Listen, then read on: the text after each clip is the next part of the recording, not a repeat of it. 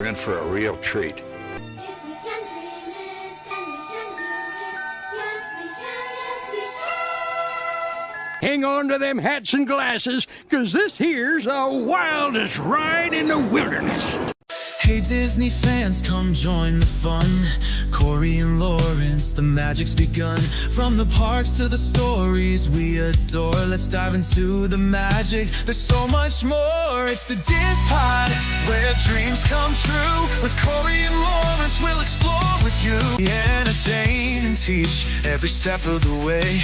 With stories and facts, we brighten your day. From Disney history to tips and tricks, we've got the magic mix that always clicks. It's the DIZPod, where dreams come true. With Corey and Lawrence, we'll explore with you.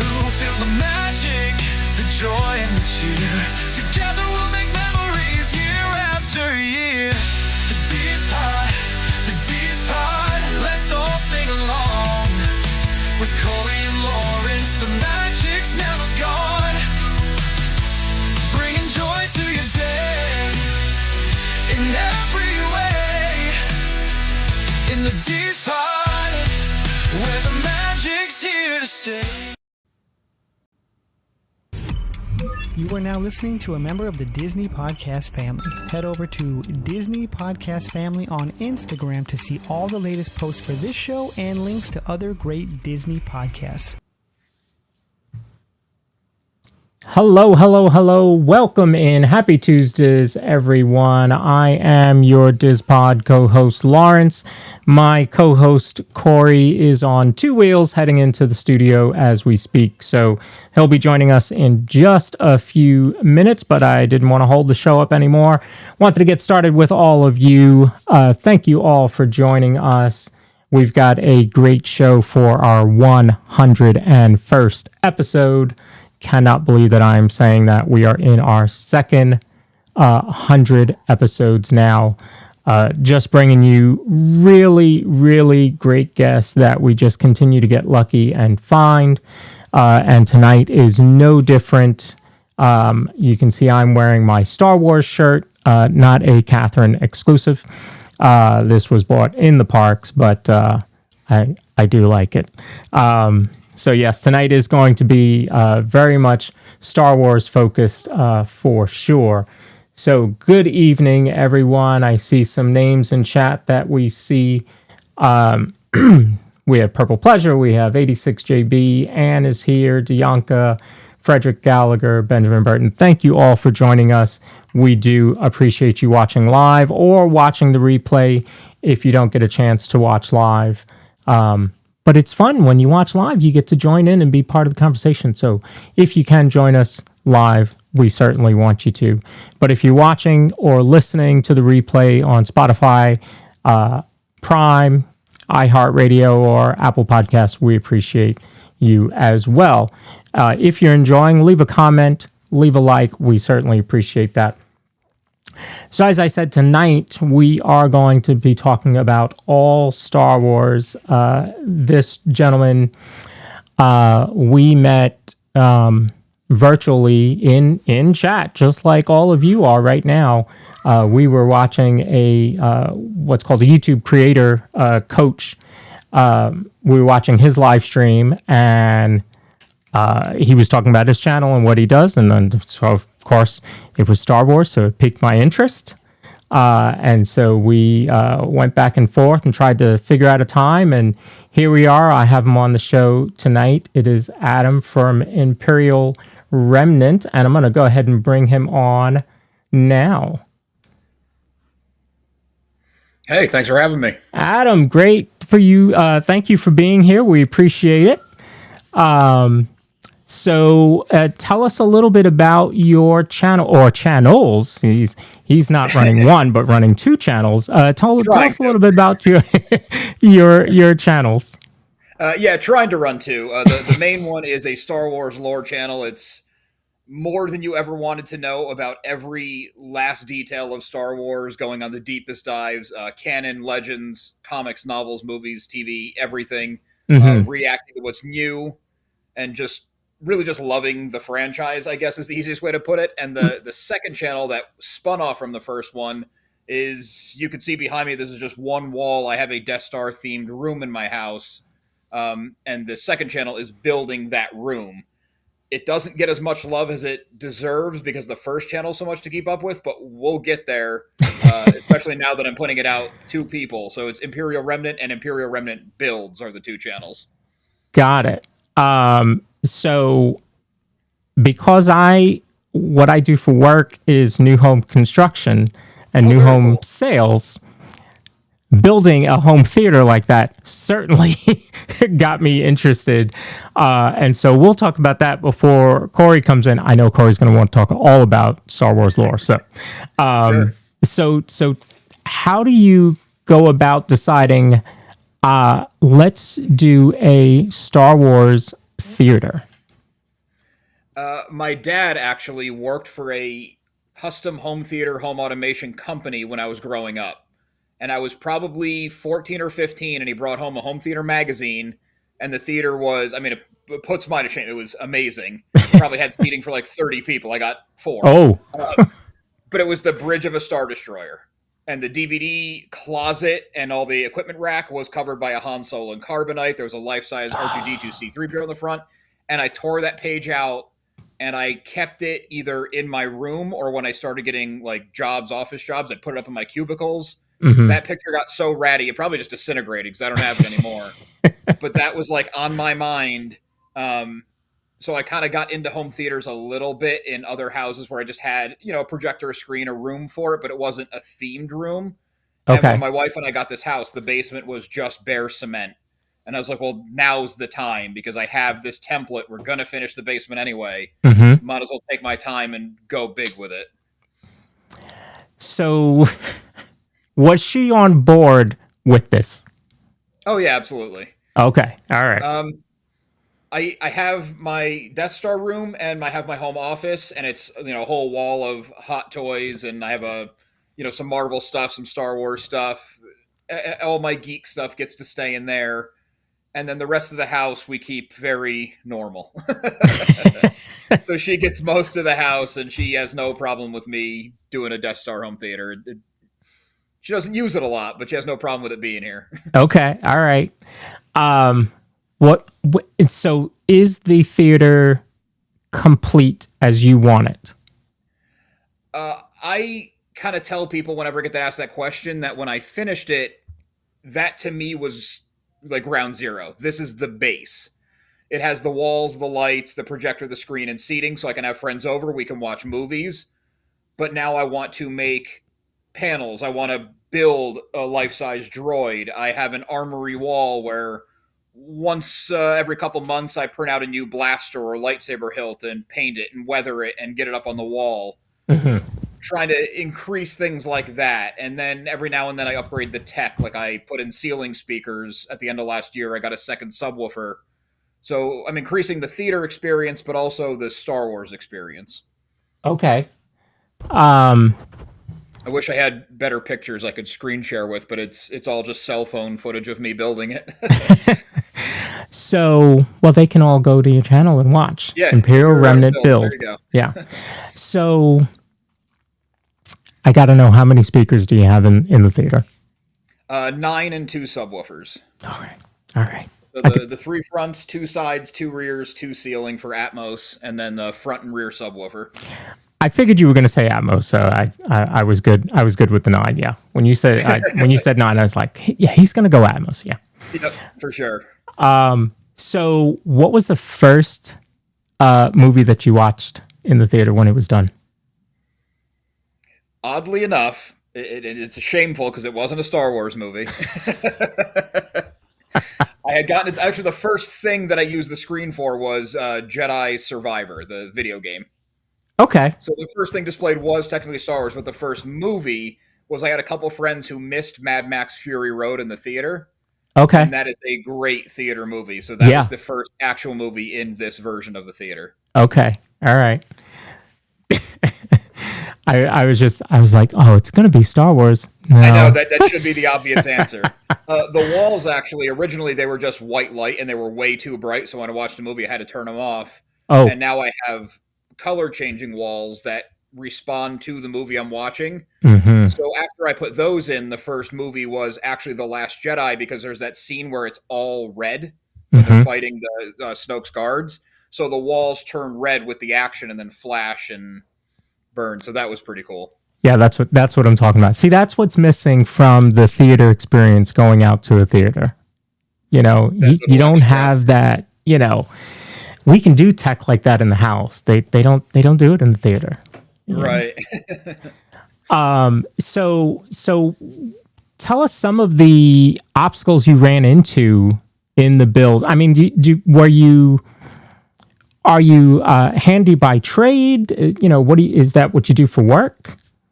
In my day job, I'm actually a web designer, which does not lend itself to building at all. But maybe 10 years ago now, my dad, again, was actually doing some work for a guy who owned his own audio video company.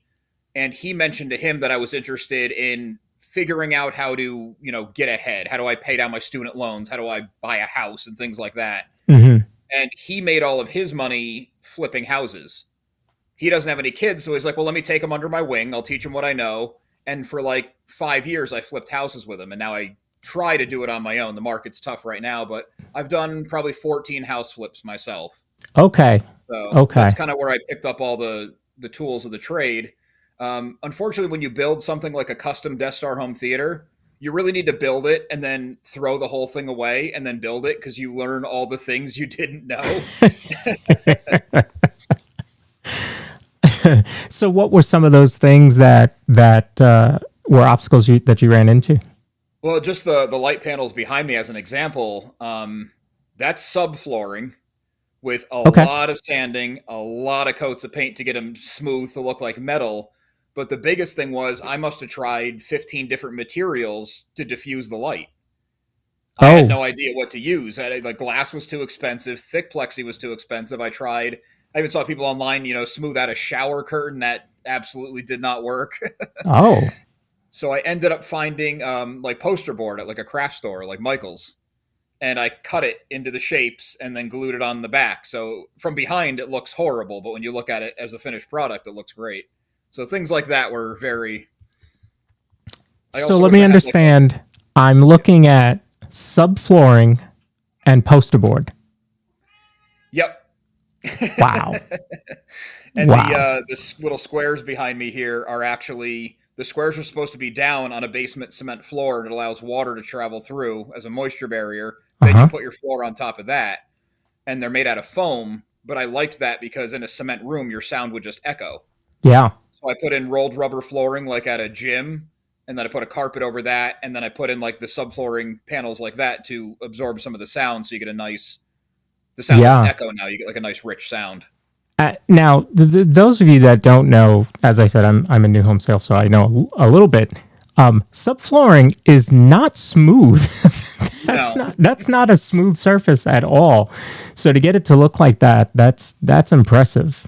MDF would have been the way to go, but this was the last thing that we did in the house. We bought the house as an estate sale since I knew how to flip houses, so it needed kind of everything. Yeah. So this was the last room to go, so our budget was running a little slim, so I had to make it work. Wow. But yeah, you certainly did a good job. Awesome, yeah, Palm Bay Jags fan says, what does the lightsaber sound like in that theater? Oh, it sounds good. There's a lot of times, and I don't mean to sound super braggy, but there's a lot of times where I'm sitting here even by myself, and I'm watching a Star Wars movie, and the volume just creeps up the entire time. And then when you get to, you know, one of the starfighter fights or a lightsaber duel or something, and it's crackling and the light is dancing around the room, as I look around, I'm like, I actually built this? Like, I can't believe it. Oh my goodness. Yeah, I could imagine. What is the cat's name? Because Palm Bay wants to name it Vader. No, this one is Django. We have his litter mate Stella, and we have another cat and 2 dogs. So I'll probably be interrupted a lot. Yeah, it's all good. That is not the first cat on our podcast. We have. I'm sure it's not. yeah. We had a gentleman, Heis, who's out in the Netherlands, does music, and his cat wanted to be on the show. So Yeah, it's all this good. one knows when a camera turns on and he runs down. I'm surprised he wasn't here before.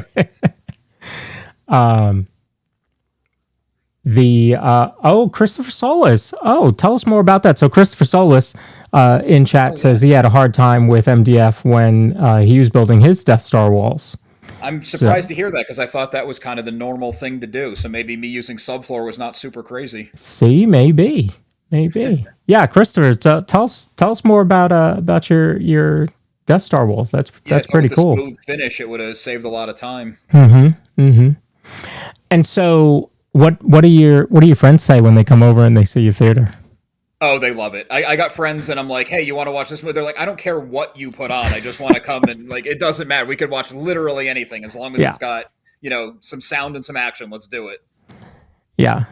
Come over to the house. We'll watch Hello Kitty. Sure. Right. As long as it's got Dolby Atmos built in, we're good. Yeah, exactly.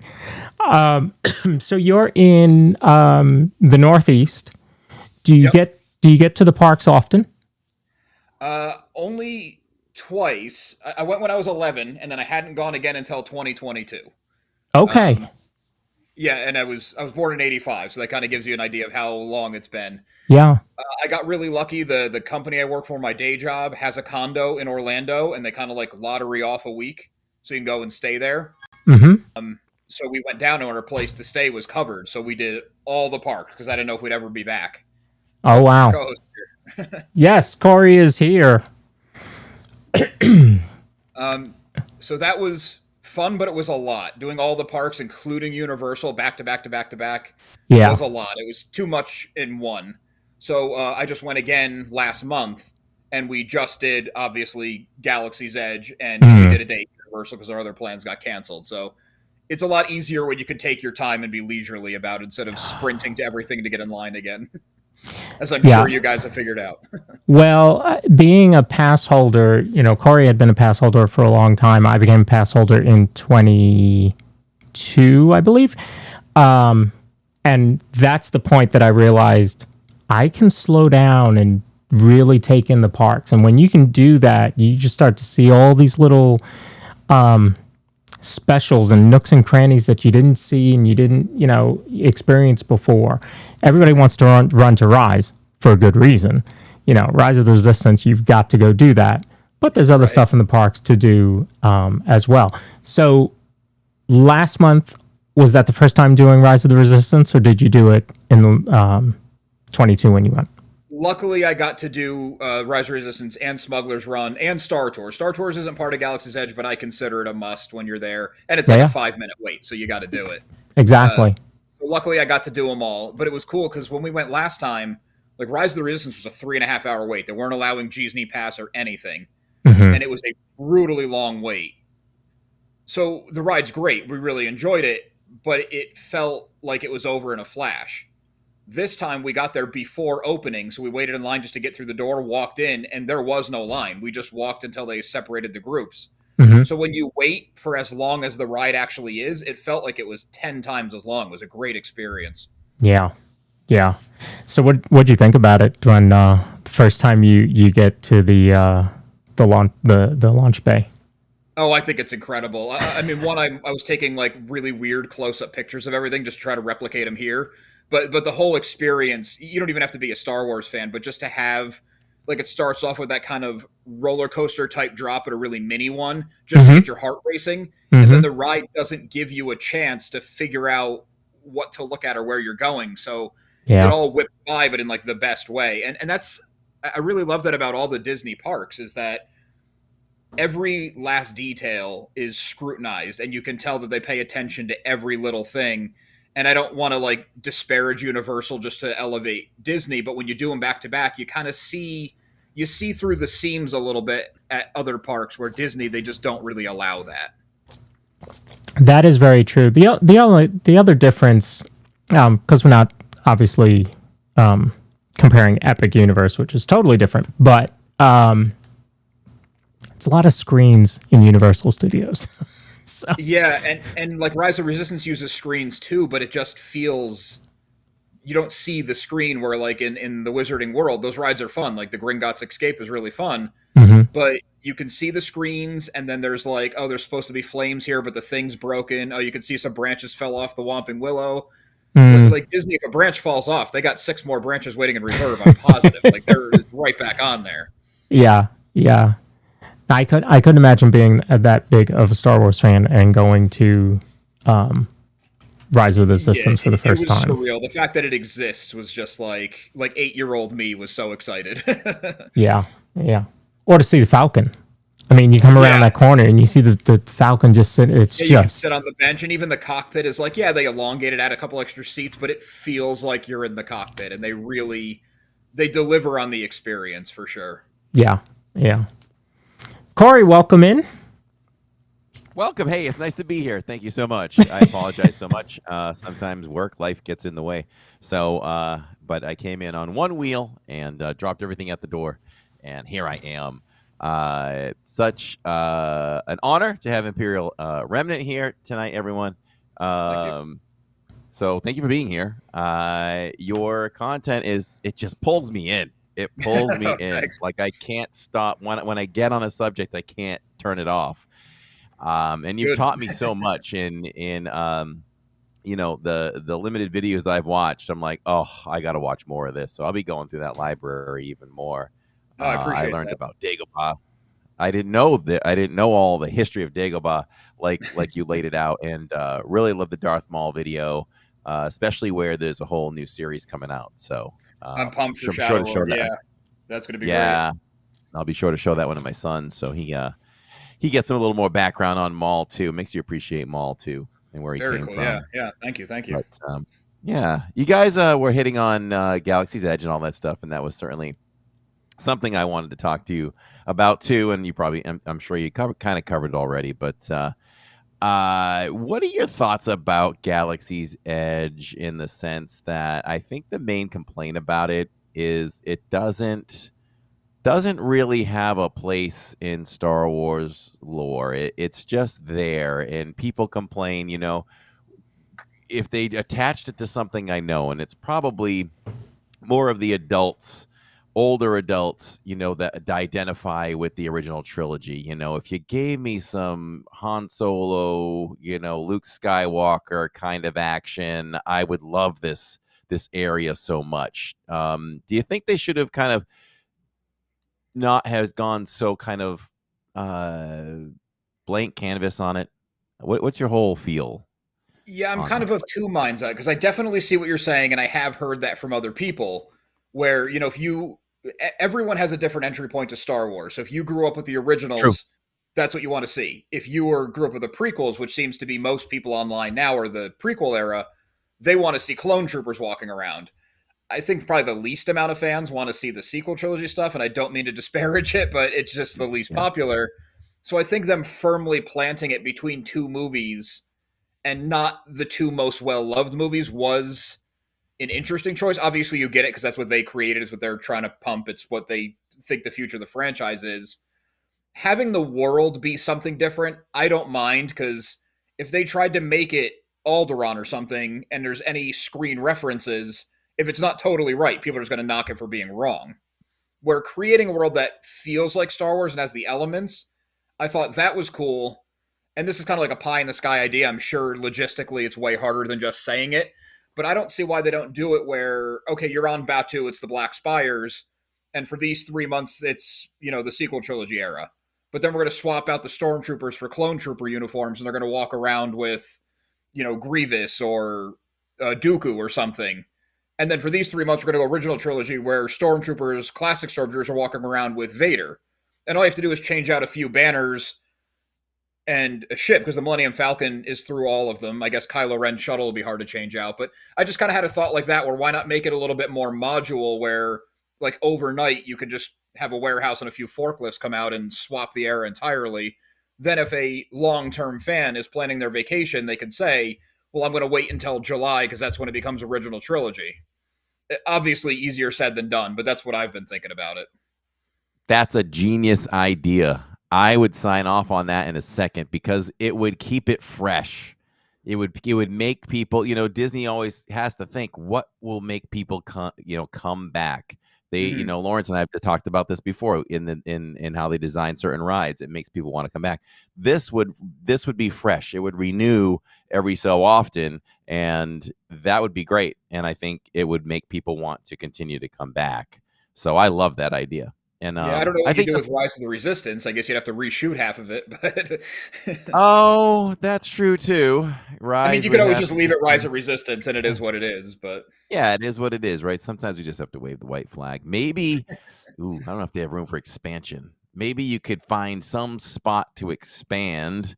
I mean, there's nothing going on but office office space now yeah, for the hotel. So you blow that out a little bit, and maybe you do an attraction or two that accommodates to the other two trilogies, you know? yeah, something like that. I just thought if the world itself had the themes, because I found it fun. This last time when we went, I went a month ago with my wife. Um, we did the rides and everything. We got it all out of the way right away. And then for like 2 hours, we just like walked around, got a snack, took some pictures, looked at the shops. I just like being in there. So the more visual interest they can do, like you said, it's that more reason to go back. Yeah. Um Yeah. And Mando, I don't know if you've gotten close to Mando over there, but I cannot get near him. I don't like the idea of spontaneously appearing, and that's just tough. So it's like, I don't know why they do that, but I'd rather have a line and just wait for Mando because I can never get beyond that crowd once you realize he's there. Right, or do a little bit of both. Maybe have him walk the park for like because imagine being a kid and then all of a sudden Mando and Grogu walk by you, and it's just this spontaneous thing. It's got to be so exciting. Because I did see him walking, and there was maybe like only 5 or 6 kids around him, so he must have just came out. Right, right. Yeah, I don't know. I don't know, and I don't know what you think, Lawrence. Either what the parks think about these spontaneous appearances. Disney's doing they're testing again in Walt Disney World with prince and princesses coming out, just kind of wandering. My son and I were at Universal the other day, and in light of the Megan 2.0 film, they're having a bunch of Megans come out. And That's an odd promo. I know, but it's really cool. And actually, we have a video dropping on that Thursday night. Nice. But uh, it's cool. So we wanted to see it, and I wanted to grab it for some content too. And I said to my son, "Well, do we have time frames?" He's like, "Nope, it's random." I'm like, "That's not nice to the guest. Like, if the guest really wants to see that, you might hang around Hollywood Boulevard for 90 minutes when you Oh didn't yeah, have to. yeah. If it was like, oh, the Megans come out every 20 minutes, you could just pop over within the 20-minute time frame, see them, and be on your way. I don't understand the randomness. It felt like Alex's Edge they were doing both. Like Ray was walking around, but then there was also like a set time where she was by the Falcon for pictures and stuff like Oh, that. So mm-hmm. And it's funny because over in Launch Bay, you do have times. So that whole section, you've got Chewie and Darth Vader and BB-8 that are always there at their set times, but they don't do that in Galaxy's Edge. And I don't know why. I haven't figured out why they would do it that way. Now for Batu, either has it been mentioned in any books or anything yet? I have played the metagame, which is amazing. I always tell people I know what happens beyond those spires. I've been back there before, playing the VR game, the Star Wars VR game, which I thought was amazing. I want more of that. So, yeah. I forgot where I was with that now. yeah, But it has been mentioned. Oddly enough, there was because like when they were doing the Halcyon, the Galactic Star Cruiser, they made some mentions in books and they made a lot of comics, and all the comics were very. We rushed out an advertisement for the Galactic Star Cruiser. The stories are really not that great. And there was a book, Black Spire Outpost, which is the actual outpost that you're on when you go to Batu and Galaxy's Edge. And before I went, I was so excited. I'm like, I don't care if the book is nothing but a 200-page advertisement. I'm going to read it. Shockingly, a pretty cool story where they send like one lone rebel person. Vi Maradi, she actually walks around Galaxy's Edge, purple hair. I don't know if you've seen her. I've only seen her once in the 2 times Yeah. all the outer rims Yeah, I there. was talking with her the other day. I Okay, yeah. attract people because of the equipment I'm carrying around. So Yeah, it's her they ask me if character I'm sent looking. to set up like a kind of a forward operating base. So she's finding people sympathetic to the resistance and trying to get it all together. And it was a pretty good comprehensive story, especially when I went into it thinking this is nothing but an ad. So shockingly, they pulled that off pretty good. And then they did, I think it was like mythology, but told as if you're in the Star Wars universe. And that had some stuff from Black Spire too, I'm pretty sure. Mm. I'm just really surprised at this point, as long as it's been there, we haven't seen, even if it's a short scene, like we haven't seen Mando end up having to be there for something, or just in one of the films, just to kind of, another advertisement, right? Pique interest. Oh, I That's a gotta good go to point. Yeah, Black Spire bring it Airport. into something just as a casual mention. Yeah, yeah, and even that, even just to mention about it, would be cool. Yeah. Like, okay, okay. So I'm kind of surprised they don't do that. I know. Hey, who knows? Maybe in the Mandalorian movie, maybe. Yeah, it could be. Yeah. But you know the maps. You know the maps. Where does Batu sit in relation to the planets that are familiar to Oh us? boy, put me on the spot. I'm pretty sure it's not too deep in the outer rim, but it's not in the core system. So I'm pretty sure it's in that. Any map you look at would be like the top right, but I know space doesn't have right and left. So I'm True, pretty true. sure it's like the inner circle of the outer rim. Mm-hmm. You told a story on your channel where your mom would take you out of school to go Yeah, see the premiere on the day that the movie came out, and that totally brought me back to my childhood. It only happened once, but I never forgot it. When Return of the Jedi came out in 1983, my mom and dad agreed that I should not go to school that day, and I should go see the film with my dad. And I can just remember like the press there and talking to people, talking to the person that bought the first ticket. And of course, back in those days, you got in line early, you camped out. We didn't do that, but I never forgot that I got to stay home to watch Return of the Jedi. And I love that you kept that tradition going with your mom as you got older for yeah, those are the later definitely movies. special memories. Yeah. Mine were the special editions. Were my first theatrical experience. But yeah, we did it for every single one, starting with the New Hope special edition, and even at Rise of Skywalker, I was there with her the matinee opening day before I went and saw it with my friends that night. And she doesn't care about Star Wars. She hasn't seen it since we saw it in theaters, but she knows it was something for me, so I just try to keep it going. Absolutely. Yeah, I can just remember sitting in the theater for the first time. You might have to correct me. What came out first? Force Awakens? I think it was Force Awakens, right? Then we saw Rogue One and Yeah, Force Solo. Awakens was the first of the Disney Lucasfilm.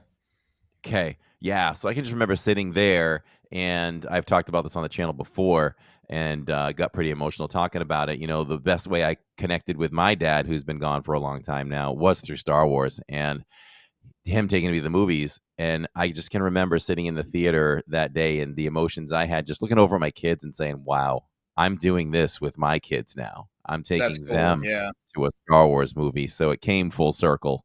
So, yeah, I wanted to mention that because I have yeah, that that's same awesome. connection. Nice full circle moment for you. So what have you guys hit on so far, Lawrence? So I don't re-ask questions. Well, we were talking a lot about his theater, as you can see behind him. He has he knocks our backgrounds out of the park. So, I love that wall. and so we were talking about how it's actually subfloor and crafting paper is what you're looking at.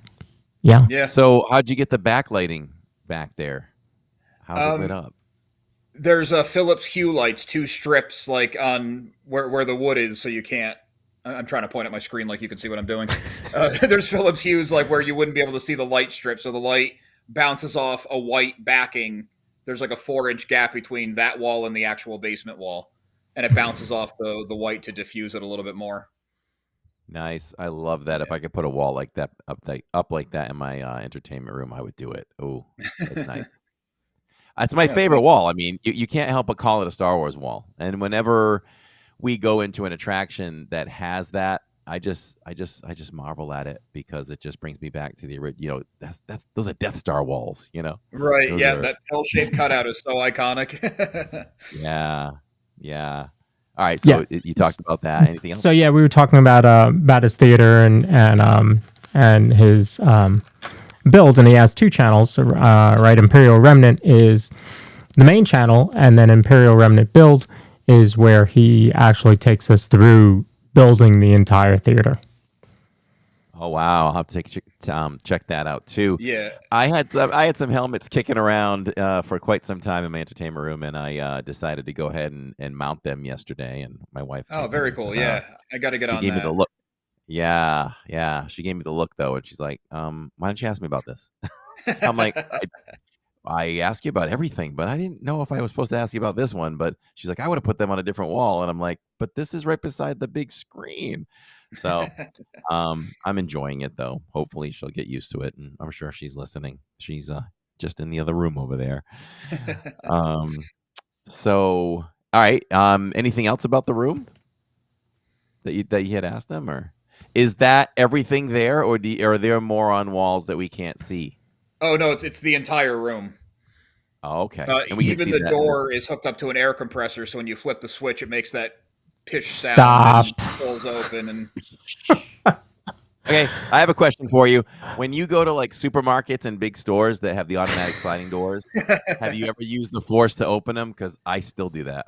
I I swipe an definitely arm, have.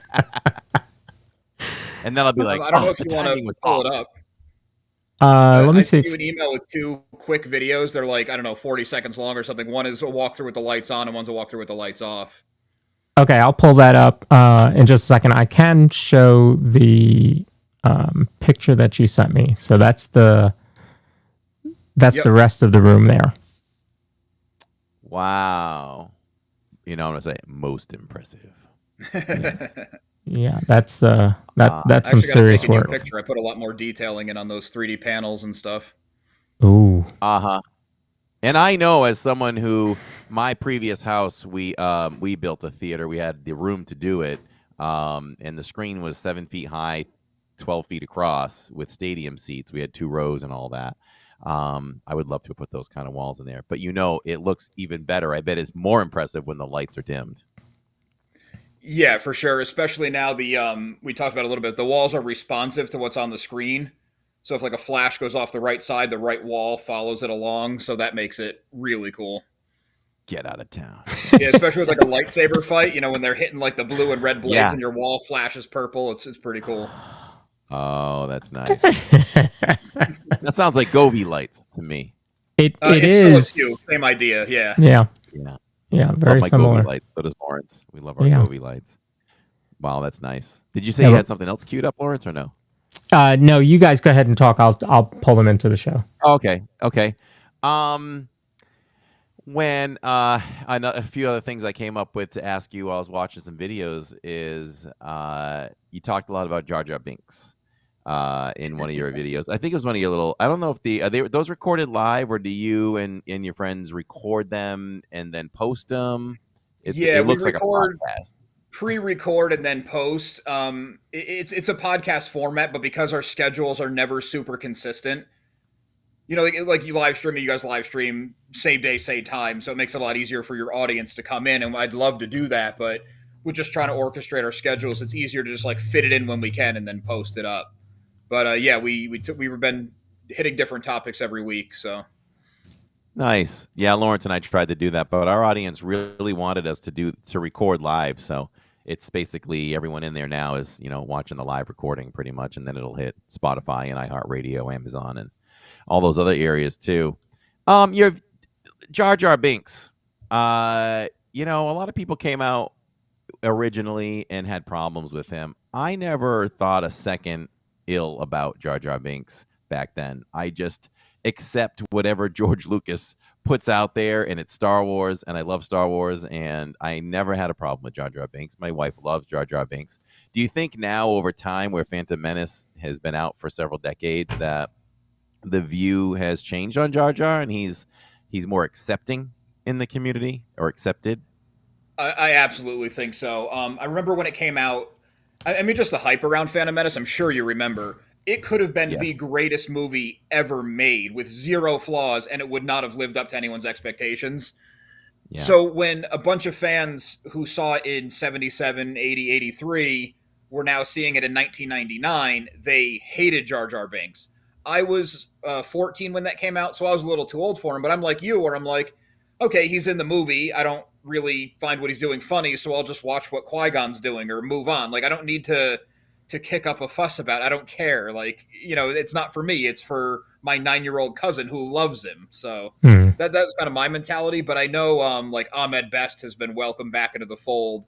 The fans are embracing him. They even brought him back, like in The Mandalorian. He's the Jedi who saves Grogu from Order 66.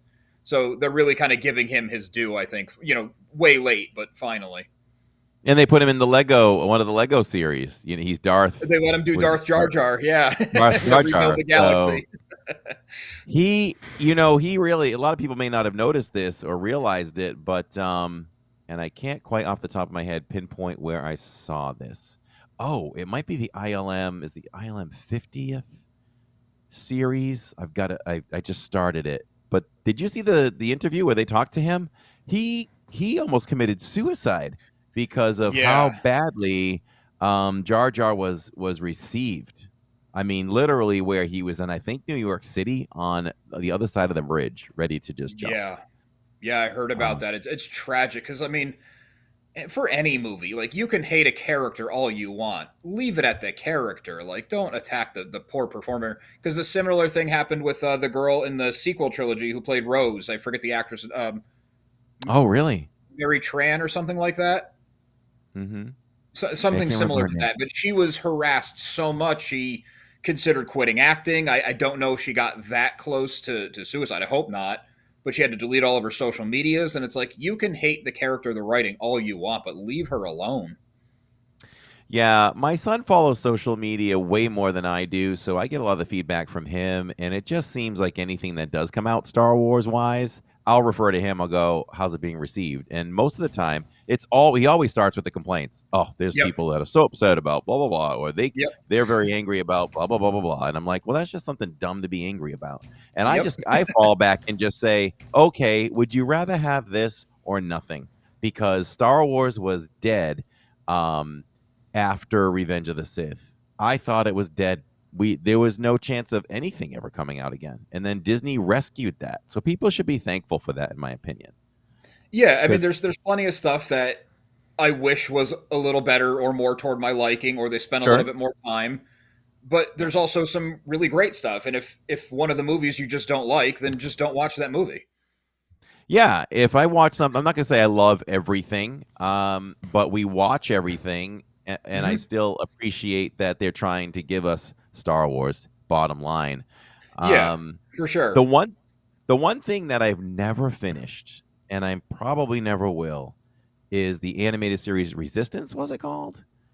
Yeah, We were I've just so bored with that. I think we got through 3 or 4 episodes, and we just never got back to it, and haven't ever rekindled the desire to. it's funny you say that because like just maybe a month ago, I was like, I've never watched this, and I have a Star Wars lore channel. I should at least see it one time. And same Sure. as you, I made it 3 or 4 episodes in. I'm like, this isn't really even a Star Wars story except in name. Like, it doesn't have any of the themes or any of like the things George Lucas was trying to get across with the governments and philosophy and the Force. It had none of that. It was just like generic kid sci-fi show. So I kind of just dropped it too. Okay. Yeah, see? And as far as listen, Andor has been widely acclaimed. It's won awards. I thought the first series was too slow for me, and I only haven't watched the second season. I'm dying to because I want to see how it bridges to Rogue One because they raved about that. And my son and I intended on doing it yesterday, but instead I spent 2 hours hanging Star Wars helmets, so we didn't get to fire off the series. But I really want to watch it. Um, and I Yeah, think that can't recommend it enough. you're a fan of it. So I want to ask you, what am I missing in the first season that maybe is making me not give it as great of a review as some of the other series? so I can I appreciate think it I more. know where you're coming from, because when I initially started it, like as it was airing, I'm like, man, this is slow, or they're really not doing a lot with this, or what's going on. And then I was like, well, everyone's loving this. And it's not, I couldn't pinpoint anything that I didn't like other than it felt a little bit slow.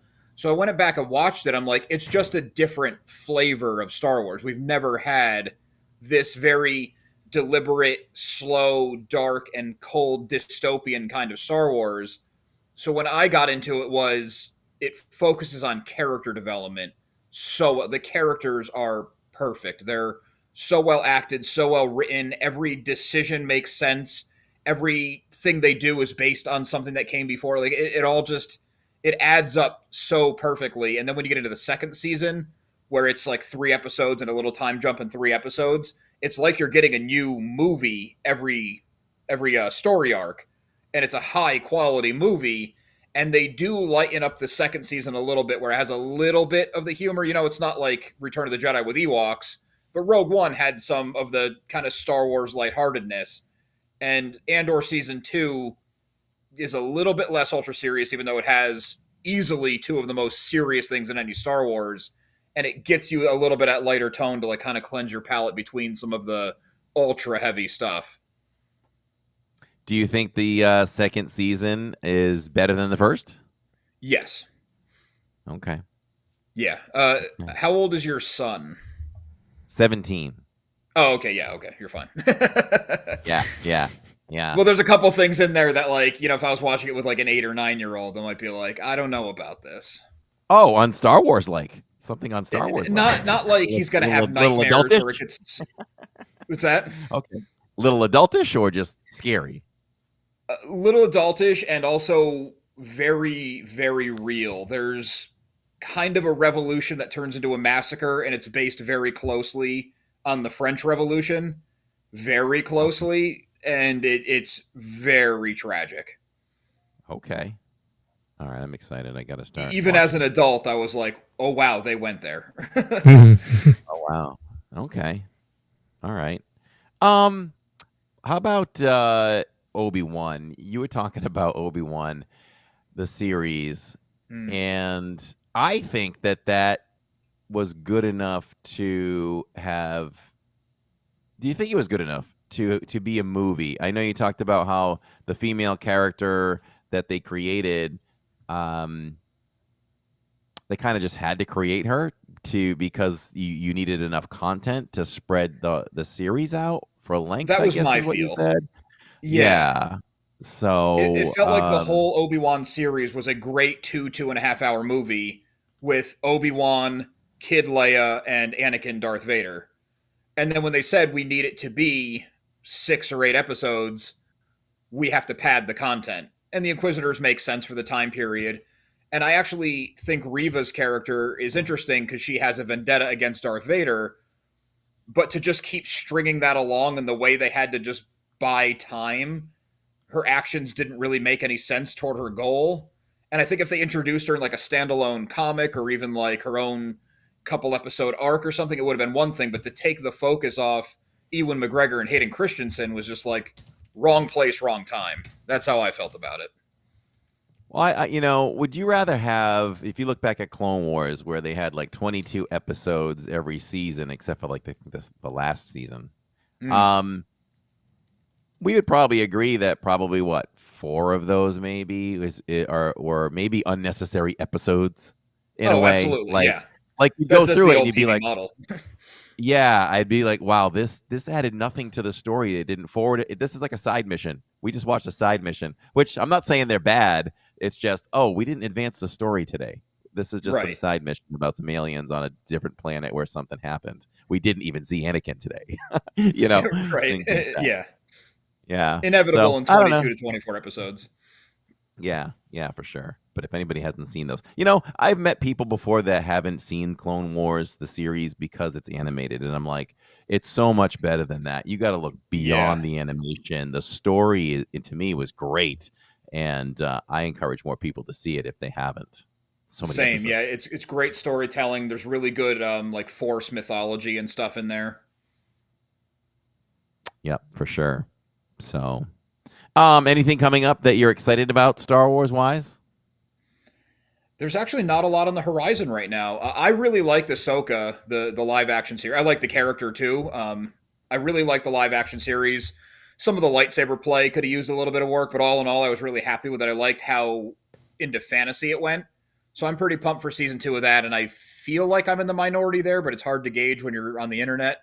Um, and I would like to see them just make a return to the movie theater, which Mandalorian and Grogu they are, but I feel like every time they announce a movie, it's like, yeah, maybe they'll make it.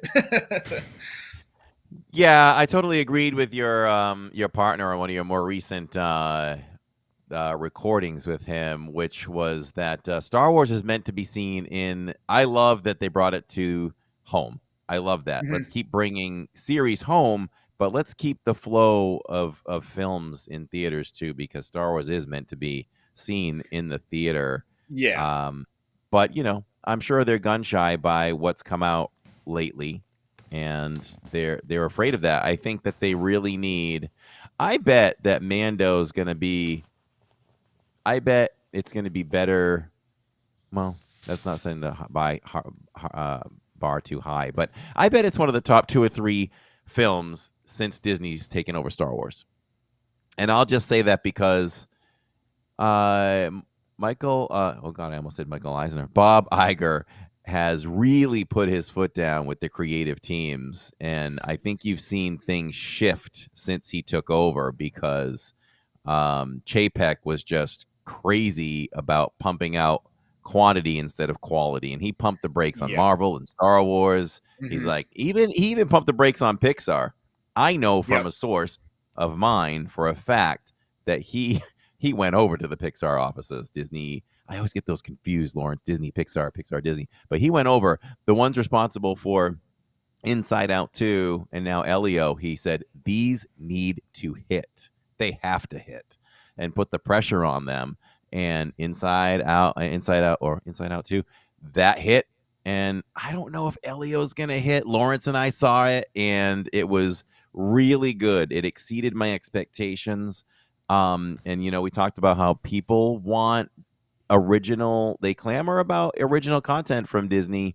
And when they put it out, they don't go to the theaters. But if you put out another Toy Story 7, everyone's going. Another Moana, even though it wasn't that good, it made crazy money. Mhm. So I hope everybody goes out there to see Leo because it was very good. But yeah, that's why I think Mando will be good too. Because it has to be. And I hope it does. It needs to hit for Disney because when will we ever have another chance at a movie in the theaters? Actually, there's one being made with Ryan Gosling. I'm not sure the release date on that. Yeah, it was announced, but that was kind of what I was saying, where they announced so many things because they announced a Rogue Squadron movie with Patty Jenkins, who made Wonder Woman, directing it. But they just like put out a teaser with her on like roller skates on a tarmac for some reason, and then that movie kind of got scrapped. And I think Starfighter is like, well, we salvaged the carcass of that, and now it's going to be this with Ryan Gosling and Maya Goth. But like to me, they announced so many movies, and not just Star Wars, but like every studio now announces so many movies. It's like I'll believe it when I'm in the theater watching it because they announce so many things and nothing seems to come out. Why do you think, and this is my opinion, why do you think Disney has done such an outstanding job with Marvel, but has struggled with Star Wars for the most part, in fans' opinions for different series and some of the films? Why do you think? Why do you think that? I feel like for a little while there, story was almost second to trying to chase down fads online. Where Marvel had this very clear plan, and for like 10 years, they barely had a miss. And it's Yeah, also more apt to tell a story that way. We don't need 3 Star Wars stories a year to tell the story. The original trilogy was one every 3 years. The prequels was one every 3 years. Obviously, if they yeah. make a Star Wars a year, I'm watching it, and I would love that. But I'd rather one great one every 3 years and take your time developing the story, give it the budget needs, give it the time it needs, instead of trying to chase down like the trend of the week on Twitter and shove it into a movie and rush out the CG effects and kind of skip finessing the script. That's kind of because even Marvel, I feel like, has fallen off. I was a huge fan, and the Spider-Man after Endgame, I think, was the last movie I really got into. Mm-hmm. Yeah, the only Marvel movie that I thought was just, again, I was thankful they made a Marvel movie, but walked away and I was like, not as good as the others. I would have ranked it very, very one of the bottom ones, which was the recent one, the Captain America with my guy Harrison Ford. Wasn't great, but good. But they can't hit on everything, I guess. I mean, everything's just been outstanding Yeah, in I my try to opinion. reframe it that way too, where it's like, look, they made like 24 movies that were all better than average. So if they're going to have a few misses, I guess it's bound to happen. Yeah, and even the series, Loki and Wanda, and I just recently finished, I say recently, probably several months ago now, but just finally got our chances to attack oh gosh, what's the sequel to that? I'm going blank now. With I'm just going blank with it. Somebody can help Sequel me to out in what? chat. The sequel to the Wanda series with was it Harkless, the witch. Oh, Agatha all along? Agatha. Yeah, Agatha. To me, that's close to being I enjoyed that series probably more than any other Marvel series on TV. Even more than Loki. Loki was great, Wanda was Mhm. great, but I just really enjoyed that series. I think they really did a great job with it. And her character's great. I want to see her come back. She's a great actress. Yeah, I like Catherine Hahn a lot. She's really good. Yeah. Yeah. So, what else you got, Lawrence? I talked his ear off for quite some time. No, that's. I was gonna go eat or something. So what's next for you and your channel or channels? Well, the lore channel, obviously, just got to keep doing the lore. That's what people are there for. But I also want to start doing more, I guess I call them semi original because it's still in the Star Wars universe. I don't own any of that. Like when they announced Starfighter, I did I don't know, 20-minute video of like, if they knocked on my door and said, okay, write us a treatment for Starfighter, this is what I would do. I kind of did one. It was more free forming and it probably wasn't a great format, but it was me just like pacing in this room, figuring out what I would do for an episode 10. So I should probably refine that and do that. And with my friend Noah, who I do our podcast format with, we call it Review Harvest. He's a really good artist. I'm writing a big epic Mandalorian story, and he's going to do art for all the characters and creatures that we come out with. So when I edit the video, it'll be his original art with my semi-original story. And we're pushing for that for fall because next year Mandalorian Grogu comes out and a very cool looking Odyssey movie. So I'm doing a Mandalorian's Odyssey. Wow. So that'll be fun. That As far as the build goes, I have all the footage of building the room, and then I even have a video to edit for upgrading the lights. Putting in the new speakers and subwoofer. I have a bunch of like panels and stuff I made over on a wall over there, all with LED lights that light up and everything. And I have a gun wall that I've been 3D printing stuff for. I'm working on a holo projector right now. So each thing I add to the room will be a video at some point. I just need the time to edit. Nice. I love that. Oh, he Yeah, just it's a lot inspired of me, fun. Lawrence, to maybe I need to upgrade my sound system in our little theater now. It's not as big or nice as we had in our other home because we downsized. But one thing we did, we went to Rooms to Go and we bought some new furniture for different rooms, and we took the older furniture and put it in the entertainment room. That one has a projection screen that's 100 inches, and we sat on these couches at Rooms to Go, and it rumbled. We watched Maverick for a few minutes, and it just shook you. It probably changed your heart rate and everything. It made your heart skip a beat. But I stuck the subwoofer for now. After we did that, I said to him yesterday we were watching Bad Batch because we're still trying to get through the last season of Bad Batch, which I Oh, love it's Bad great. Batch. It's so good. Yeah. Oh, great, Ricka. And I stuck the subwoofer right to the back of the couch now, and I cranked up the subwoofer level as high as it could go. And when there's a couple rumbles of ships yesterday, I just looked at him with a big smile. I'm like, "You feel that? You feel that?" Nice. Uh, yeah. Yeah, So, yeah. You gotta go. You gotta go to Atmos. Go to Dolby Atmos now. That's okay. the new thing. I'm gonna start looking around. We're chatting with Imperial Remnant, everyone. If you like or love Star Wars, you don't want to miss his channel. So make sure you go ahead and subscribe to this one. I can't stop watching a video once I hit play. So watching some of that is probably going to keep me from watching Andor, but I'm sure he likes that. But we have the long list. We need to make our way through stuff. I'm just so busy. It's hard to get through the stuff. But when Sundays come around and football's not happening, I look at him and go, "You want to hang out with me today?"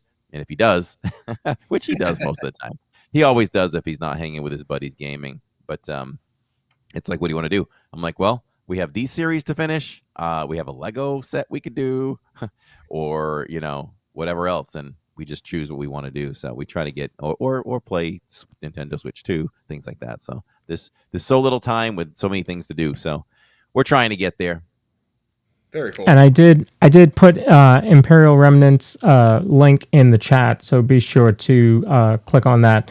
Check out his channel. Make sure to subscribe if you like the content.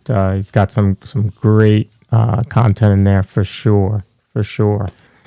Appreciate that. And if you know anybody too, anybody that is a Star Wars fan, and maybe you're not, certainly pass it along and share this with them, because there's no way you can not like it. I feel like I can use his channel as a tool to dive deeper into the lore and the background, and give characters I know more substance, and even planets.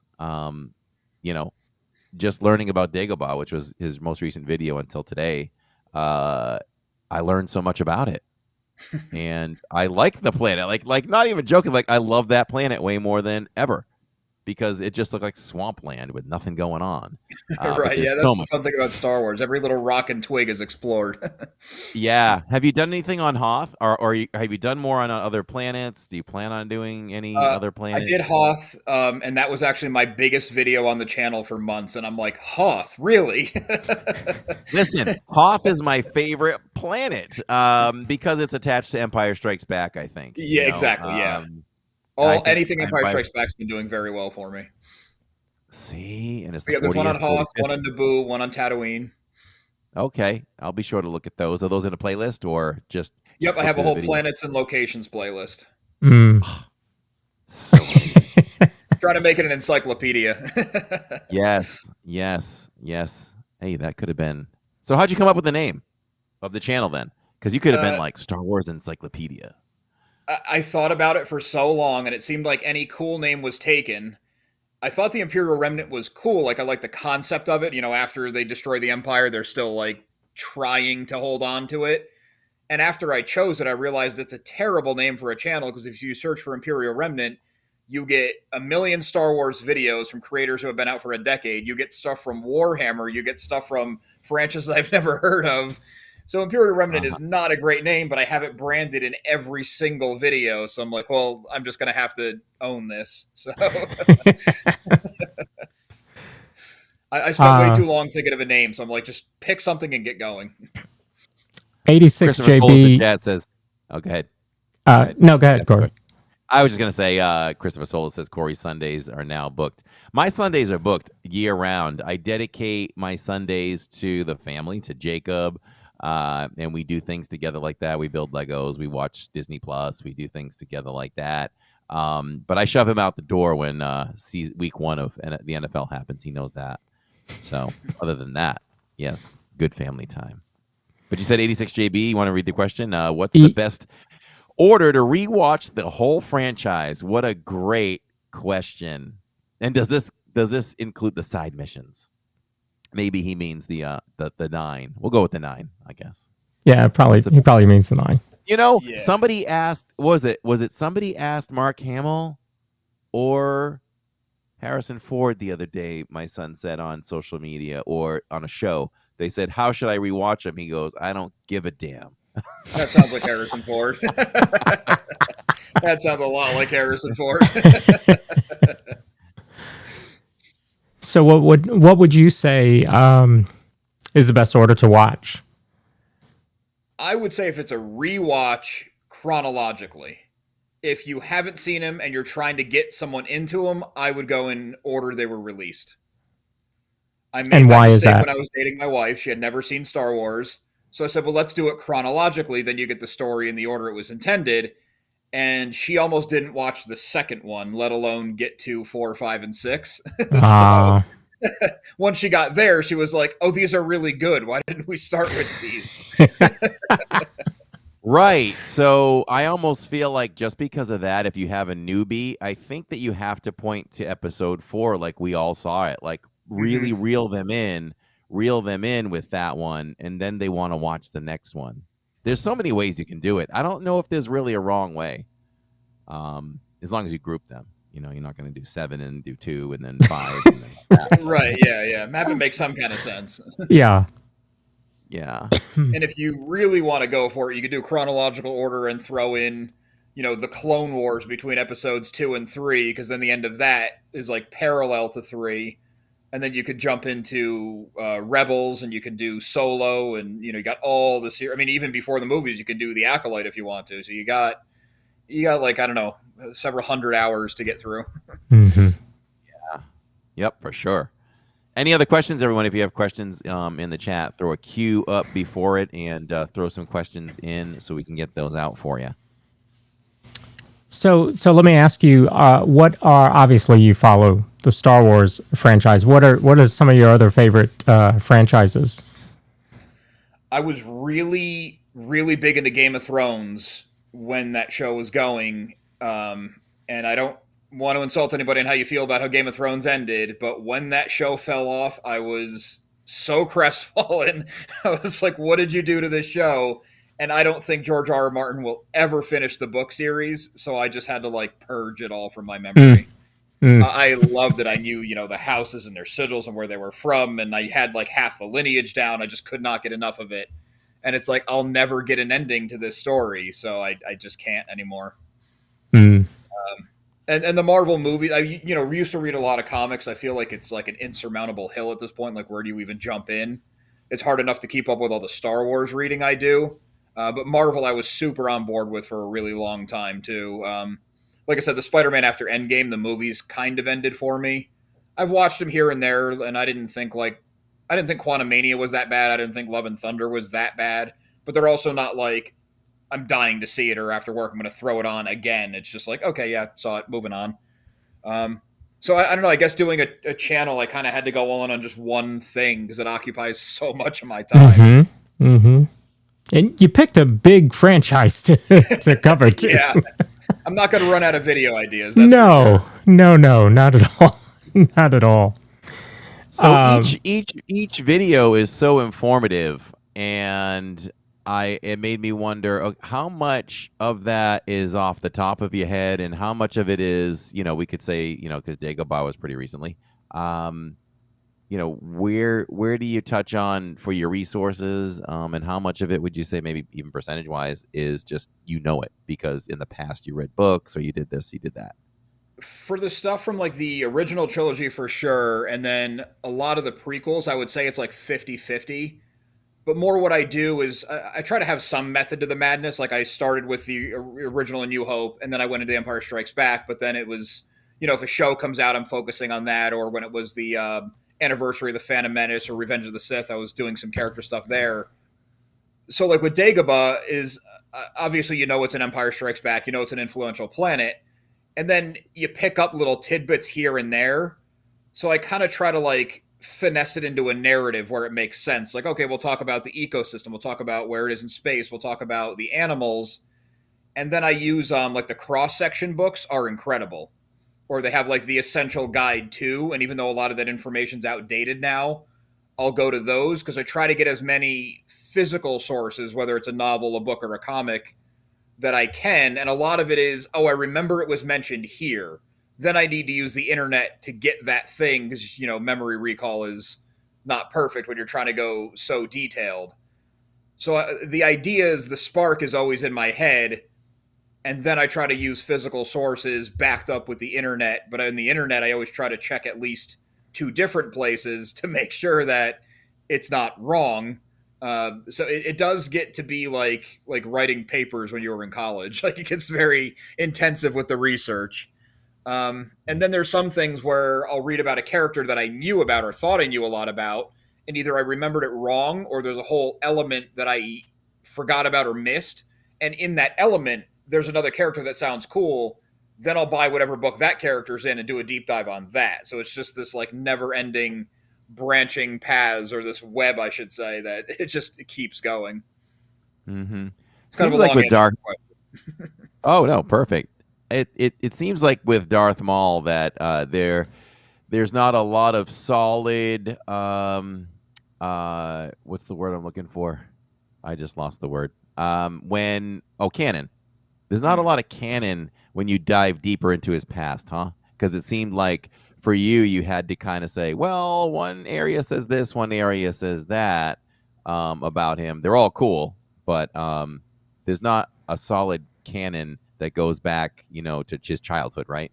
Am I right about that? Yeah, not so much. Just like kind of a couple mentions. So I always try to differentiate in my videos of what is canon and what is Legends or Expanded Universe. I personally, I differentiate it just because the Legends thing might not match up with what anything else that they're doing. But to me, a good Yeah. story is a good story. Just saying it's Legends Yeah. doesn't mean it's discredited at this point. Of That's what I course. grew up on. I still love it. Yeah. But yeah, things like Darth Maul's history is like, you kind of have to fill in the blanks and you know where he ends up. But like you said, there is not like a great novel of his like 5 years to 20 years old or something like that. Mm-hmm. Mm-hmm. So it's just kind of like piecing it together with like Night Sister history. And Sure. Are you okay with that, having both sides? Like, let me look at some story of a character that I know this isn't part of the whole again, I lost the word again. The canon. canon. Like I don't the know why, I narrative. don't know why I'm doing that. Yeah. Do you mind stepping off to the side and just, reading a different story that will not really connect to what is canon? When Disney bought it and they said, okay, the expanded universe is now Legends, I had plastic bags, like, I don't know, 15 full of books that I'd collected my whole life. And my wife and I were moving into our first house together, and I said, I don't want to lug all this stuff around. And those were one of the major things that I donated. And now that I have this channel, I hate that I did that, because I thought with canon going forward, everyone would be on board with that. And that is not the case. And I'm finding there's a lot of books that, even if they're not canon, it was still a great story or had great elements to it. So now I'm rebuying books that I had given away to revisit the stories that I haven't read since middle school. And I thought it would bother me, but it's actually really fun to rediscover. And then I find a lot of people who are my age, your age. I mean, we're pretty close, but we grew up on original trilogy. And then for 16 years, there was nothing but original trilogy and expanded universe. And some of it gets wild, like the old Marvel comics from the 80s. Like, that stuff is nonsensical. It's crazy. They were just trying everything. And then you have books like Heir to the Empire that are still influencing the canon now, even if that exact story is not. So I like to take pieces from everything. Love it. Love it. Folks, if you are just tuning in, this is Adam from Imperial Remnant. Absolutely great Star Wars channel on YouTube. Make sure to check it out. Again, he's got the best background. So let me also, before we end here, see if I can bring in that video that you sent me of the room. Yeah, that was taken like the day I finished it. So it's a little different now. It's got some upgrade sense, but it gives you a really good idea. Let's see. Have you ever? Oh, That's okay. the video. There it is. No, No, that's one, right? that's the other one. Sorry. Go ahead, ask a question. Sure. Have you done? I haven't dived deep enough yet, but have you done any videos or try to do videos? And if not, I guess this is a good idea for you to prepare an audience for something. I don't know. Maybe I'm trying to think of something that a lot of people don't really know. Like Acolyte came out. Like, have you ever done anything like that? Like, let me prepare my audience for this and let me dive deep into these characters and give them as much background as I can to get them ready for it. Yeah, when I started the channel, Bad Batch Season 3 was just coming out. It was on the way. And one of my earlier breakout, and breakout is very relative to my small channel size. One of my early breakout videos was a season 1 and 2 recap, everything you need to know. So it's like, here are the players, here's the story so far, here's where I think it's going to go, and stuff like that. People really appreciated. So then I did it for Andor. I did one on like, here's the story, and I did a separate one on here's all the main players, where they started, where they ended up. Because not everyone has time to watch a series and then rewatch it and then talk about it and then rewatch it before the next season comes out. So yeah, those Sure. I find they're really helpful. I'll probably do the same thing for before Mandalorian and Grogu comes out. I'll do the first 3 seasons and his stuff in Book of Boba Fett and summarize his whole story so far. Mm-hmm. Great. You got it, Lawrence? Let's see. No, it's not loading. Not working? No. I'm No, going to sorry try about that. one more time. No, all good. I don't think that was you. I see it now. There we go. The lights don't flicker. That's just the camera. Yeah. I love that. I mean, it looks like you're aboard a starship or you're on the Death Yep. Star right there. Unbelievable. That's incredible work. No, thank you. Yep. Yeah, I was very happy with how it came out. Very nice. So, again, Adam, I can't thank you enough for coming on. I'm so glad that we happened to have found each other on Nick Nimon's channel. Yeah, thanks for having me on. That was a lot of fun. Yeah. Michelle That asked a was. question. That is actual lighting. Michelle Oh, yeah. Hollensteiner. Yeah. Yeah. Yeah. Yeah, the lighting in the background. Yeah, absolutely. And it can change color as you said with the screen, which is pretty cool. I can only imagine, lightsaber fight with that. Oh, see, Yeah. Love Look it. at that. That's pretty That gives cool. me Cloud City vibes right there. Oh yeah. Very cool. So, yeah, when we want to talk Star Wars, we are going to invite Adam back on for sure. Yeah, thank you. That was a ton of fun. I really appreciate it. Thank you. Yeah. And folks, make sure to check out his channel. He posts when he can, but different content, right? Lore, kind of fan fiction, and you have the podcast as well. Yeah, there's one podcast a week. It's usually Tuesdays or Thursdays, and I get a lore video up every Monday, Wednesday, Friday, and there's a short coming out every day. Oh, Wow. nice. Wow. That's a lot. Yep. Yep. And I'll work on the build channel now that we've talked about it so much. I guess I got to get it up there and done. I'm glad I could help. Yes, thank you. Give me more work to do. Very cool. nice. All right. Well, thank you, Adam. I appreciate you coming on.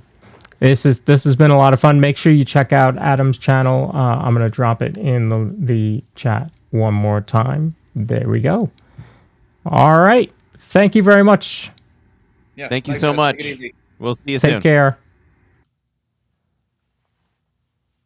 Very nice. Well, very nice. There you go, huh? I'm too close. Yeah, thanks again, guys. That was great. Thanks. Yeah. You're very welcome. All right, so let's talk real quickly about the news of the day. Real quickly, the Oversight District, Florida Tourism Oversight District, I think it's called, has Yes. approved a plan for a 5th park. Now, that doesn't mean we're opening a park tomorrow. It actually doesn't mean that we're opening a park before 2035, because the plan says not before 2035. But it's essentially where they've said they've done the pre-work to say, okay, this area can sustain a 5th park. So that's kind of the first part of approving a 5th park. Is can the area sustain it? So what are your thoughts?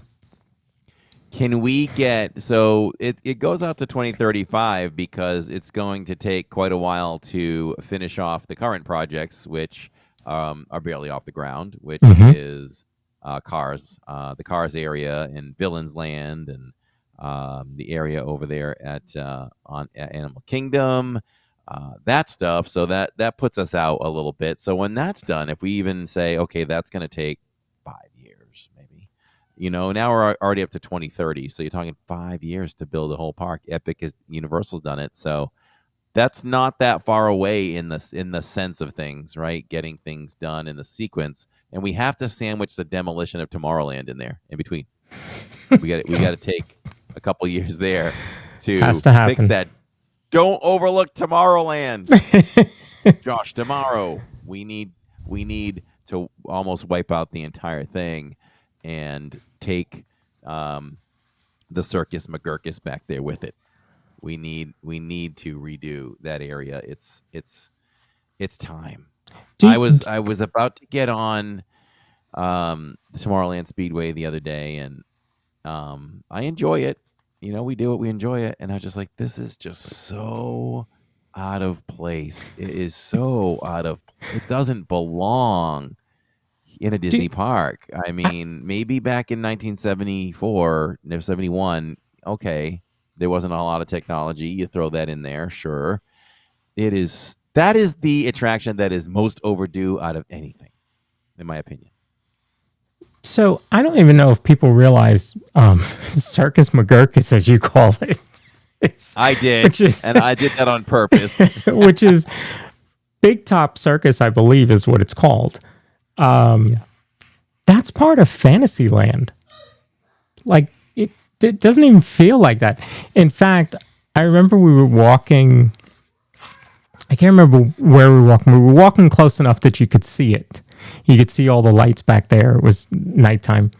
And Catherine turns to me and she goes, What's that over there? I saw that's the circus area. She was like, the what? Because we had never been there. So she didn't know. And this was like in probably in 22. And she had never been there, so she didn't even know. So, yeah, that area and Tomorrowland, which is yesteryear, just something needs to happen. So, yeah, I'm not hating on it. It's just facts. That all needs to go. It does. Yeah. I don't know. I don't even know why they approved the circus area ever. Really, not. I don't know. Maybe at that point it was helpful. They wiped out Mickey and Minnie's house for that, I know. I'm still sad. I need those pictures. I think Titi Doreen has those pictures somewhere. One day I'm gonna go scrounge through her house and find all those pictures of me and Mickey and Minnie's house. Sure. Yeah, you guys will love that. I had my high top back then. Yeah, you'll love seeing that. Yeah. So, that's awesome. That's great. I'm excited for it. We have to temper ourselves because it's 2035. But before it even starts. Yeah, who even knows what properties would even go in there? Yeah.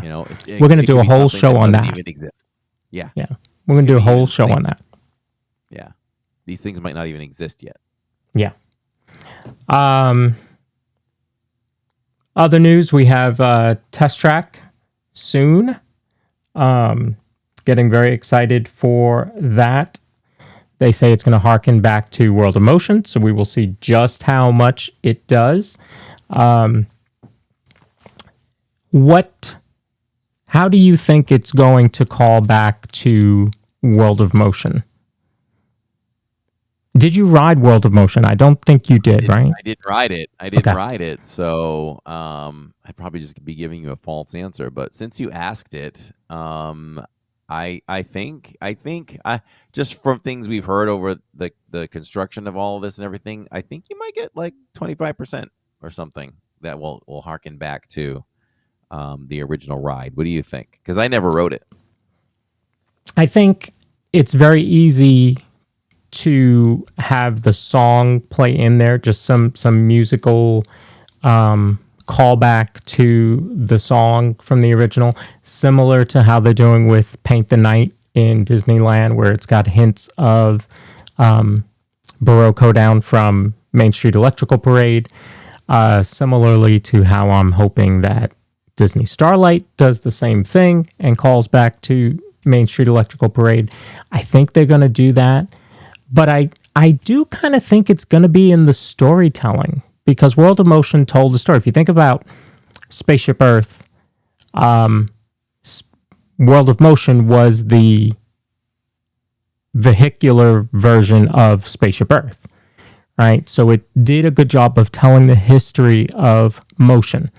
So I'm getting the feeling that that's kind of what it's going to do. And if it does those two things, has a little hint of the song, and it tells that story that way, I think it's going to be a knockout. I've said for a long time, with them saying it's going to, call back to World of Motion, it's going to kind of take you through the history of vehicles, starting out slow, steam engine, blah, blah, blah. It's going to tell that story in some way, and then it's going to take you to the future, and that's when you're going to go outside. Mm-hmm. That's what I kind of think. So, Mm-hmm. but we'll see. We'll see. Yeah. It'll be revealed soon, for sure. Yep. Cast member previews are this week, so I've got my fingers crossed that there are annual pass holder previews that last weekend, because I'll be there on the 20th. So fingers crossed. But let's hope so for you. Yeah. I'd like to do it with you. Yes, exactly. And then we also have the other big news is the parade, Disney Starlight at 9 and 11.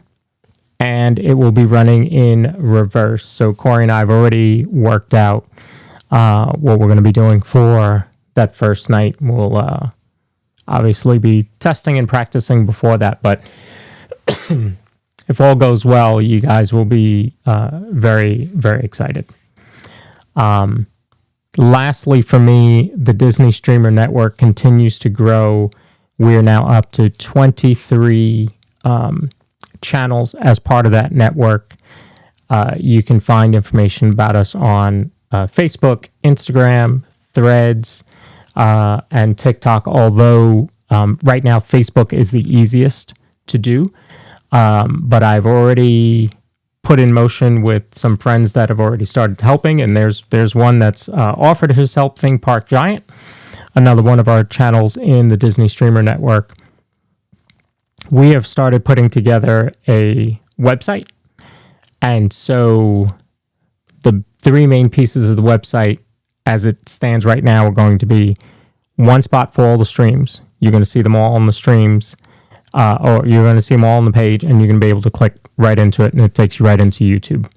But it's going to show you who's playing right now. You're going to have another page where you're going to be able to go and play Disney Parks music. You're going to have another page where you're going to be able to look at all the park times. So that is what's coming right now, very, very soon. So we want to continue to make this run, keep this thing running as well as it is. So we would love your help. Keep sharing it out. If you are not already following our page on Facebook, please do. Disney Streamer Network. Every time somebody goes live or they have a scheduled stream, I post it there a couple hours before they go live so that you know when your favorite streamer is live. And it's already working out great for a lot of the channels. A lot of channels are already saying that they're picking up a lot of subscribers and a lot of new viewers. Nice. It's doing its job. Yep. There's only one way that it's doing its job. Yep.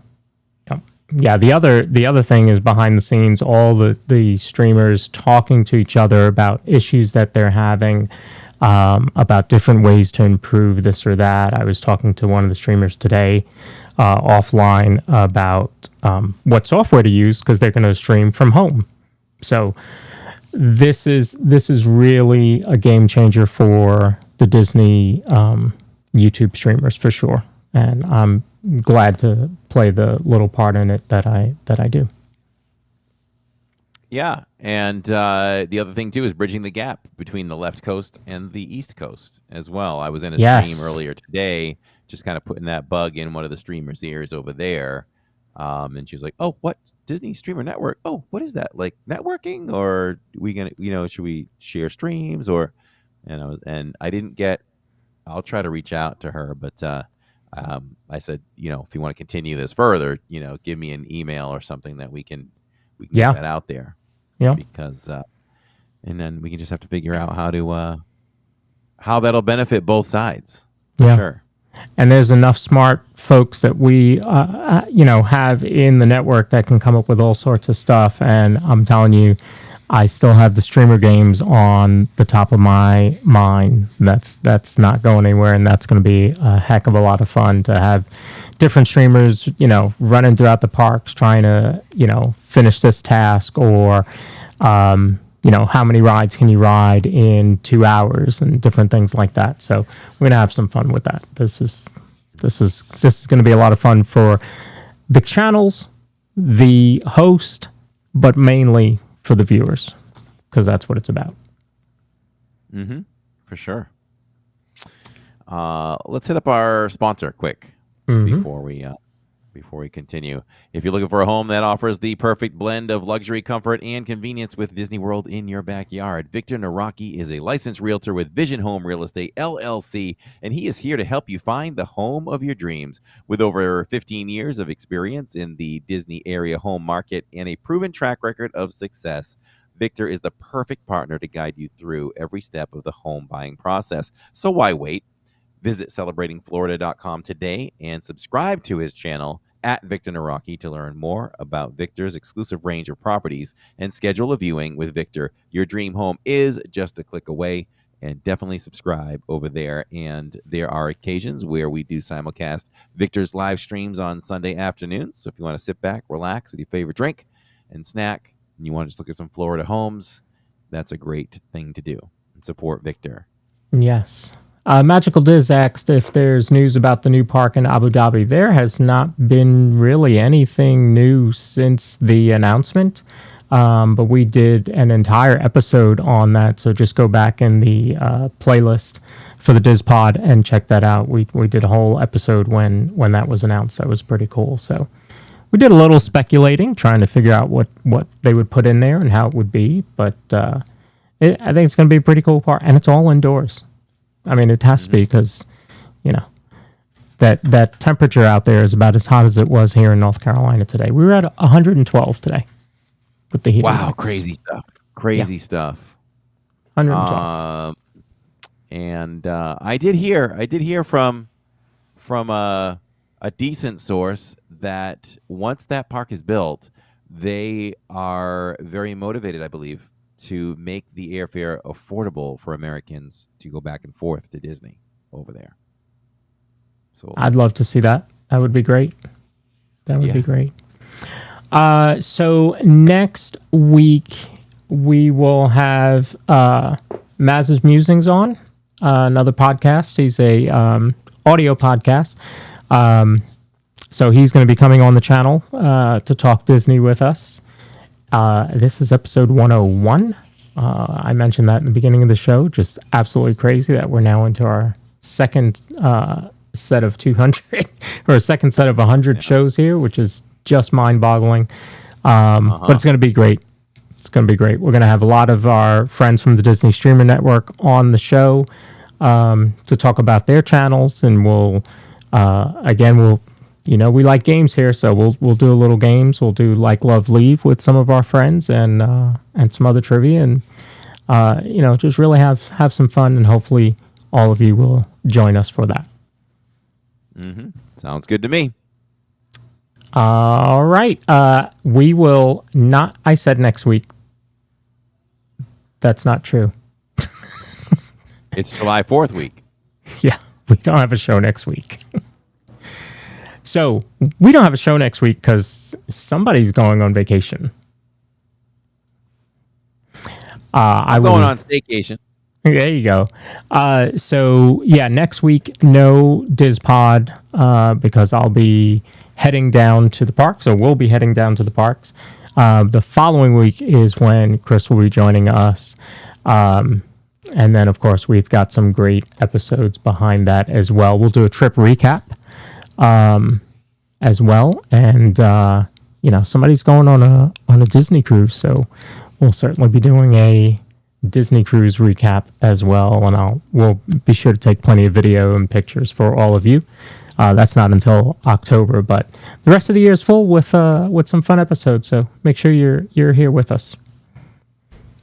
Oh yeah, fun, good stuff coming tomorrow night for everyone that's listening live. We are live at Walt Disney World. We're live from the Skyliner. We're live from the Skyliner. I don't know what to call it. We will start at the Skyliner, and we are going to head over to Pop Century. We'll walk around the different buildings and show you the different theming over at Pop Century. This might be something that we want to sprinkle in every few Wednesdays here and there. Not like every other, but, every so often, maybe turn it into a resort stream, which we haven't really done much of. We will connect this one back to the park. If timing allows, we will make our way through some cool theming and look at the grounds over there at Pop Century. And our ultimate goal was to chase down the Mickey Mini ice cream truck and have a sundae. But I'm like, man, I've had a lot of sweets lately, and Jacob this week, and Jacob, still has a little cake to be gotten. So I think what we'll do is we'll track down the truck. We'll ask a cast member if we can look at one, and we'll show you all the truck and what it looks like. We just won't order the ice cream and eat it. Okay. So we'll track it down. The only difference is we won't be eating the ice cream. So we'll show that all to you, and then we'll jump back on the Skyliner, hopefully in time for Fantasmic, and we'll end the night that way over at Hollywood Studios. So a little bit different kind of a stream on a Wednesdays. All right. I like I hope it. everybody likes it. Variety. That's what we like, variety. Which means I'll have to figure out what we're doing for a post show since we recently did Hollywood Studios. Don't worry. We'll find something. Thank you for showing them Fantasmic the other night when we just didn't make Fantasmic. Behind the scenes thoughts, I just felt like I was a little bummed out at the way the stream ended just because I just didn't want it to end at a restaurant, and it did, kind of.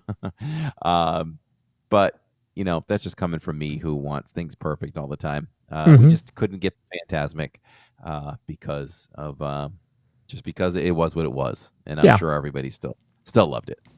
Yeah, and we showed them Fantasmic Disneyland version, and then we also showed Main Street Electrical Parade. So still worked out really, really well. Jacob had a great birthday. Did a little tribute to Jacob in the credits.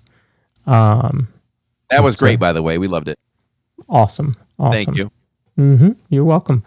So yeah, we'll figure out what we're showing tomorrow night. Maybe since Theme Park Giant's in here, we'll throw in a coaster because he's a huge coaster guy. Yeah, we have to have Theme Park Giant on so he can talk coasters. He wants to come on and talk coasters. Okay, that sounds cool. So, yeah.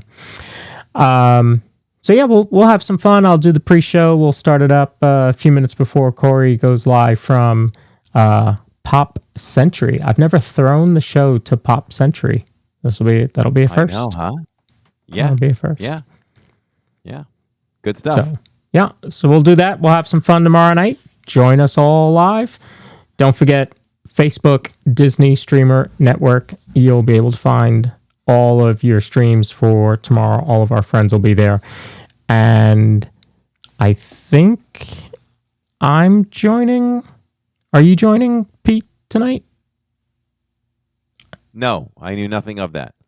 It's another hangout. Yeah.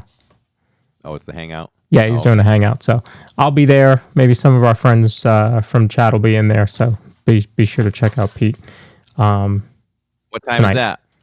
I don't even know. Okay. Tonight. Go to Pete's channel. And I'm gonna check make it my out. lunch for tomorrow and eat because There you go. I haven't done. I came straight from work right into this room, so I'm still working, in my opinion. So yeah, join us tomorrow night. Thank you all for being here this evening. Great guest Adam from Imperial Remnant. Make sure to check out his channel.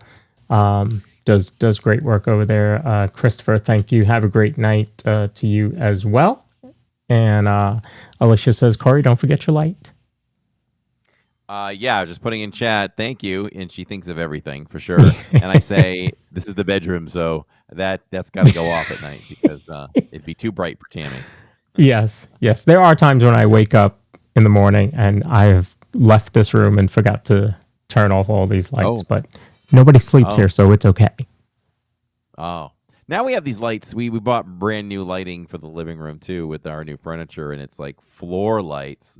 And they're beautiful. They're very modern, and there's lights built within the neck of the lamp, and then you have the regular lamp with the light.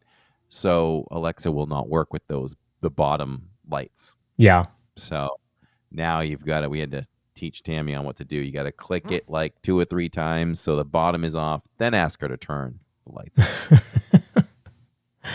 So.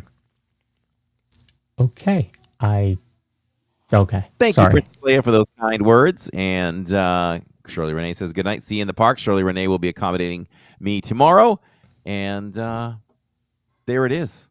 We do this live because we do it live for all of you. And we also appreciate just as much and so much all of our listeners over there at Spotify, iHeartRadio, Amazon, and Apple. And for now, everyone, we're just a couple of bros talking Disney. Good night, everyone. Good night. We'll see you tomorrow. You are now listening to a member of the Disney Podcast family. Head over to Disney Podcast Family on Instagram to see all the latest posts for this show and links to other great Disney